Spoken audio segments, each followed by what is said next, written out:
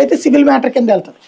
కానీ తప్పుడు డాక్యుమెంట్ సృష్టించడం, తప్పుడు మహిళని చూపించడం అన్నది చీటింగ్ అవుతుంది.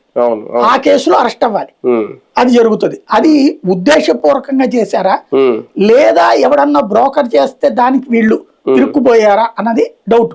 ఎందుకంటే 4 కోట్ల దానికోసం నాకు ఇన్ని సంవత్సరాలు మంత్రిగా చేసి స్పీకర్ గా చేసి అన్ని సంవత్సరాలు రాజకీయాల్లో ఉన్నాయన అద్దెకొండడం ఏంటి, 4 కోట్ల కోసం కక్కుతుబడి చివరికి కొడుకును భార్య మీద కూడా కేసులు పెట్టించుకునే అంత స్థాయికి దిగజారుతాడనేదే డౌట్ ఇక్కడ.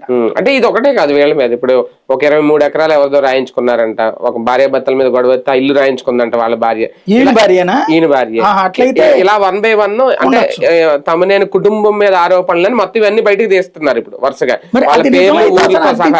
అంటున్నాను అదే కదా, ఈ పాటి కోట్ల సంపాదించుకుని ఉండాలి, ఇలా పారిపోయేంత భయపడే స్థితి ఉండకూడదు.